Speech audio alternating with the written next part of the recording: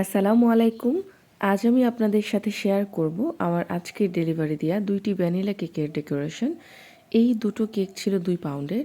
এর জন্য আমি 4টি ডিমের বেটার 2টি 7 ইঞ্চের রাউন্ড মোল্ডে একসাথেই বেক করে নিয়েছি।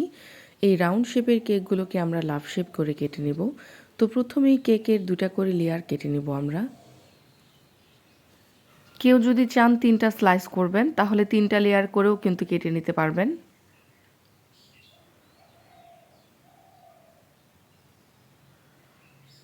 তো আমাদের কেকের স্লাইস করে নেওয়া রেডি।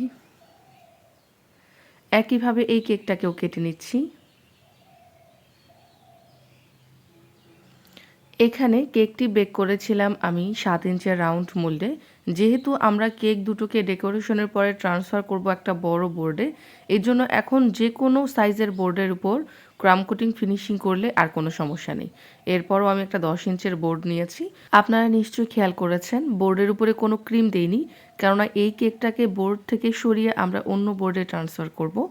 বোর্ডের উপরে সরাসরি কেকের লেয়ার দিয়ে তার উপরে সুগার সিরাপ দিয়ে তার উপরে হুইপড ক্রিম চকলেট দিয়ে প্যালেট নাইফ দিয়ে সমান করে নিয়েছি।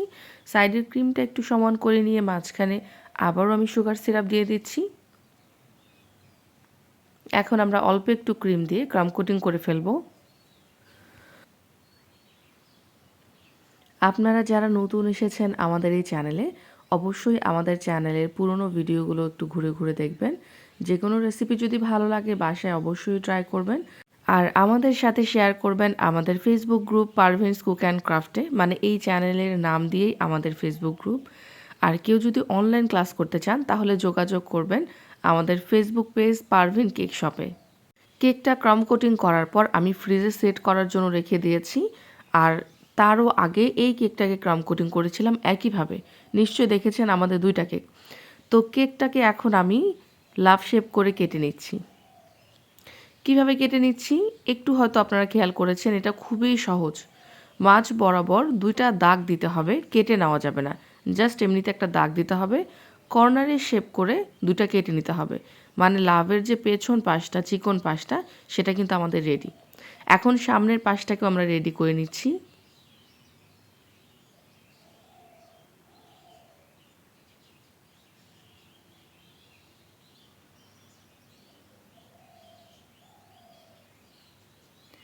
তো মাথার পাশে কিন্তু একটু শেপ করে কেটে নিতে হবে, যেটা হয়তো আপনারা দেখেই বুঝে গেছেন। লাভ শেপের মজার ব্যাপার হলো যে এই কেকটা আপনি খেয়ে টেস্ট করতে পারবেন কেমন কেক ক্লায়েন্টকে দিচ্ছেন। তো এই কেকের টুকরোটা এখন জানান খাবে। এই দিকে আমি কেকটাকে একটু পেছনের দিকে নিয়ে নিচ্ছি যেন আমি ভালোভাবে কেকের ফিনিশিং দিতে পারি এর জন্য। তো প্রথমে ক্রাম কোটিংয়ের কাজটাই আমরা শেষ করে ফেলবো। যেহেতু ক্রাম কোটিংয়ের কাজটা আমাদের এখনও শেষ হয়নি, সাইডে কেটে নেওয়ার কারণে আরও সাইডে ক্রিম দিতে হবে।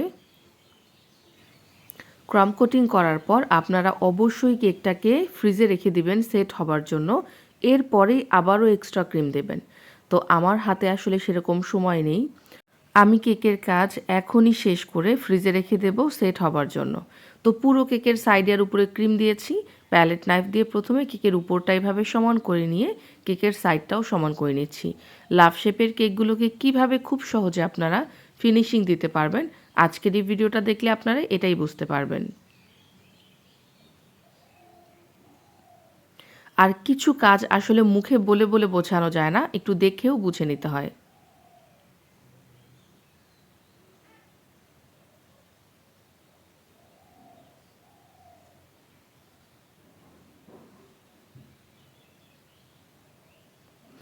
যেখানেই মনে হবে ক্রিমের প্রয়োজন আমরা একটু করে ক্রিমও দিয়ে দেব।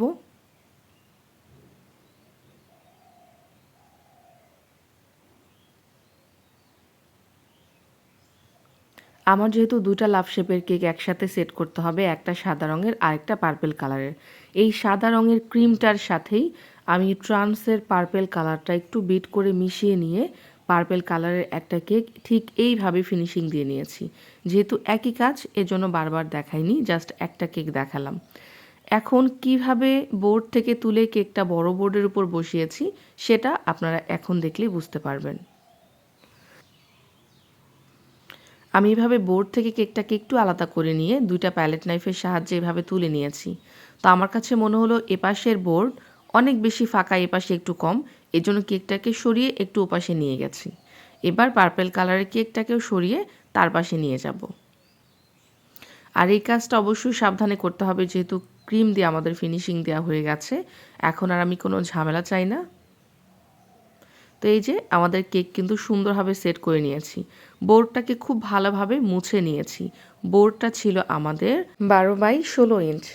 আমি উপরে জাস্ট পাইপিং ব্যাগের মাথাটাকে চিকন করে কেটে নিয়ে নাম লিখে নিয়েছি, মানে যা যা ক্লায়েন্ট লিখতে বলেছেন সেই সব কিছু লিখে নিয়েছি। এবার আমি এখানে 104 নাম্বারের নোজেল দিয়ে পার্পেল কালারের ক্রিম দিয়ে ফ্লাওয়ার করে দিচ্ছি। সাদা রঙের যে কেকটা থাকবে সেটার উপরে পার্পেল কালারের ক্রিমের ফ্লাওয়ার থাকবে, আর পার্পেল কালারের যে কেকটা আছে সেটার উপরে সাদা রঙের ক্রিমের ফ্লাওয়ার থাকবে। আগে থেকে ফ্লাওয়ারগুলো আমি তৈরি করিনি, সরাসরি কেকের উপরে তৈরি করেছি।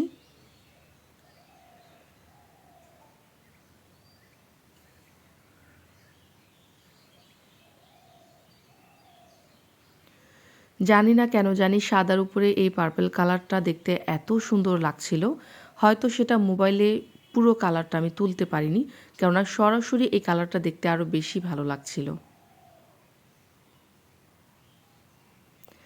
আর কেন জানি পার্পেল কেকটার থেকে সাদা রঙের কেকটা আমার দেখতে বেশি ভালো লেগেছে। তো আপনারা কমেন্টে জানাবেন আপনাদের এই দুটার মধ্যে কোন কালারটা বেশি ভালো লেগেছে।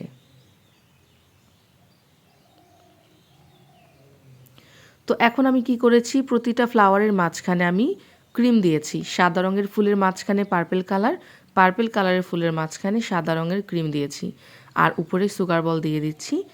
আমি যেটা করেছি, পাইপিং ব্যাগের মাথাটাকে চিকন করে কেটে নিয়ে ফুলের মাঝখানে এই ক্রিমগুলো দিয়েছি।